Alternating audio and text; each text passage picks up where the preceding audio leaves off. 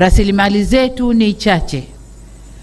Kama mnavyojua, mara nyingi tunategemea kupata kutoka nje, mikopo kutoka kwa taasisi mbalimbali za kimataifa, mabenki ya kimataifa, lakini yaliyotokea nchini kwetu yametutia doa kidogo. Kwa hiyo huenda yakatupunguzia sifa ya kupata hiyo mikopo kwa urahisi kama tulivyopata muhula wa kwanza wa awamu hii. Muhula wa kwanza wa awamu hii tulikuwa tunapata sana kwa sifa zetu, kwa msimamo wetu, kwa kazi tunavyofanya. Lakini doa tulilojitia huenda likaturudisha nyuma. Kwa maana hiyo, tuna kazi ya kutafuta fedha humu ndani. Kutumia rasilimali zetu alizotupa Mungu, tutaangalia njia gani tutazitumia tupate fedha ili tukatekeleze miradi ile ambayo tunakwenda kutekeleza.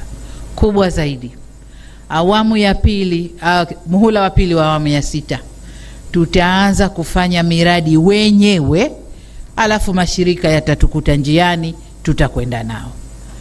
Hatutakaa kusubiri tunauza mradi, tunakwenda kubembeleza, mradi unakubaliwa, lakini nendeni karekebisheni hili, nendeni yule nenda kamkisi, usimnyukue, lakini yule sijui kamfanyeje.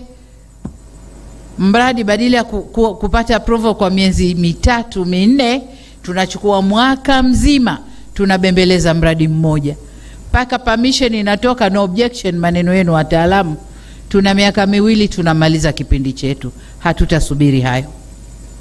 Tutaanza kwa fedha ya ndani, alafu wale wakimaliza no objection zao watatuunga katikati.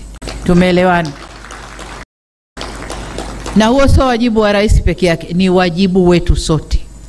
Ni wajibu wetu sote. Makamu wa rais yuko pale anasikia, waziri mkuu yuko pale anasikia, spika wa bunge na wabunge nadhani wako hapa wanatusikia. Kwa hiyo huo ndio mwendo ambao tutakwenda nao.